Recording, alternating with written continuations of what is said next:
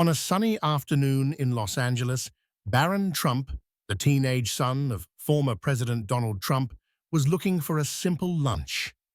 He had spent a quiet morning reading and felt like treating himself to something nice. He chose LA Terrace, an upscale restaurant known for its mix of sophistication, exclusivity, and its reputation for attracting high-profile guests, celebrities, CEOs, and influencers. It was the kind of place where every table had a story, and the ambience was serene and relaxed. Barron had been here many times before, enjoying the peaceful atmosphere and impeccable service. That afternoon, Barron stood out, but not just because of his height or his family name. He wore a red MAGA, Make America Great Again hat, one of the most recognizable symbols associated with his father's political movement. He didn't wear it to provoke anyone or make a statement. It was simply part of his identity, something he was comfortable with. However, what would happen next would change everything. Upon entering the restaurant, Barron was greeted by a polished hostess who led him to a corner table. The restaurant wasn't crowded, a few diners sipped their drinks, and hushed conversations floated through the air. At first, Barron didn't notice the stares or the whispers around him, but as he opened the menu, scanning for his favorite dish, he began to feel the tension in the room. A man at the adjacent table nudged his companion. A few of the waitstaff exchanged quick glances near the bar, and soon the manager of the restaurant appeared. The manager, a man in his early 40s dressed in a sharp suit, walked briskly to Barron's table. His expression was serious, and his tone was firm when he spoke. "Excuse me," he said loudly enough to catch the attention of nearby diners. "We have a policy here that prohibits political apparel. I'm going to have to ask you to remove the hat." Barron was taken aback, but didn't immediately react with anger. "I wasn't aware of any such policy," he replied calmly, his voice steady, but filled with quiet confusion. The manager, not budging, gestured vaguely toward the entrance. "It's in our code of conduct. We want this to be a neutral space for everyone," he insisted. Barron paused and glanced around. Some patrons pretended not to listen, while others openly stared. He remained composed, taking a deep breath before replying, "I'm not here to make trouble. I'm just here for lunch." The manager's posture grew stiffer. "You need to take the hat off, or I'll have to ask you to leave." There was a brief moment of silence. Barron, never one to raise his voice, weighed his options. His gaze lingered on the untouched glass of water in front of him, and he made his decision. "If that's how you feel," he said, in an even tone, "then I'll leave." The room seemed to hold its breath as Barron stood up, grabbed his belongings, and walked out without another word. As he exited, the door closed gently behind him, but the tension inside the restaurant lingered like smoke in the air. Outside, Barron paused, feeling the warm California breeze brush against his face. He adjusted his MAGA hat as if reaffirming his decision to wear it. His heart wasn't filled with anger, but a sense of disappointment settled in. He had been taught to respect others, even when disagreements arose, and yet today he felt that respect had not been reciprocated. Back inside the restaurant, murmurs spread like wildfire. A waiter leaned over to the manager, asking quietly, "Do you think this was the right move?" "That's him." The manager, though visibly shaken, waved off the concern. "We can't make exceptions," he said, trying to convince himself. "If we let him stay, it sends the wrong message. This is my restaurant, and I'll run it how I see fit." But as the manager scrolled through his phone, he saw the backlash unfold on social media. The story was spreading fast. Barron Trump kicked out for a hat. One post read, followed by a blurry picture of the incident. Comments started flooding in, and not all were supportive. for freedom of expression. Guess not at LA Terrace, another commenter wrote. The restaurant's atmosphere grew tense as more diners learned about the incident. Some even began canceling their reservations, and soon the once bustling restaurant began to quiet down. The manager, who had initially been so confident in his decision, found himself wrestling with second thoughts. Was he really enforcing neutrality, or was something else driving his decision? Meanwhile, Barron, feeling the weight of the incident, headed to a nearby park. He sat on an empty bench, pulling out his phone.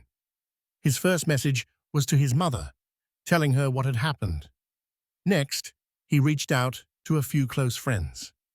He wasn't seeking sympathy, but clarity. Was he overreacting? Was the manager justified? Messages began pouring in. One friend texted, "That's insane. They shouldn't have treated you like that." Another wrote, "You handled it better than I would have." Barron read through the responses, but instead of feeling upset, an idea began to form. What if there was a way to turn this situation into something positive? Barron wasn't interested in starting a public feud or dividing people further. He wanted to create something meaningful from this.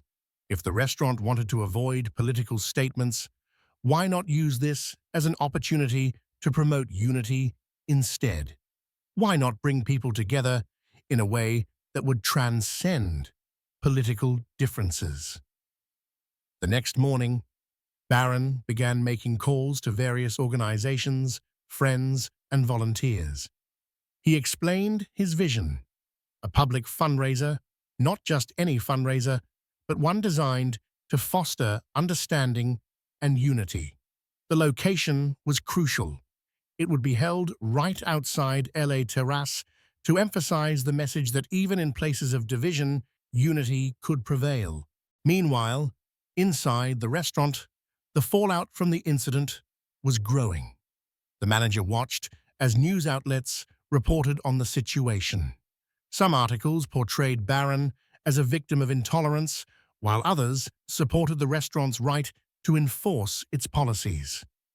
The restaurant's social media pages were flooded with angry comments and calls for boycotts.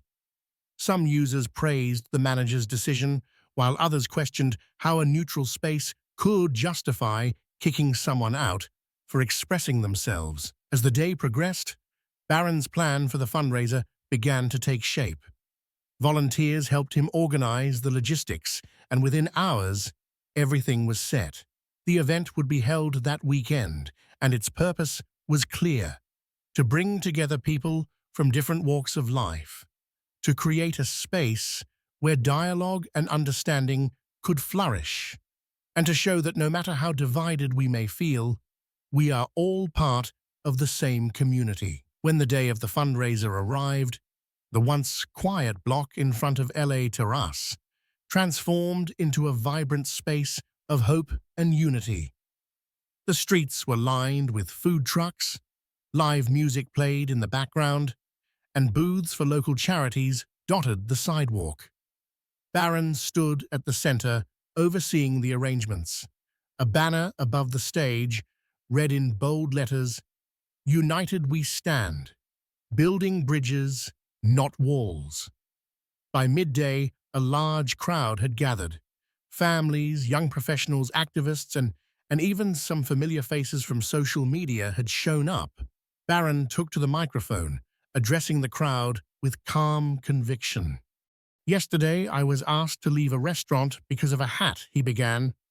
"That's okay, I respect their policies, even if I don't agree with them.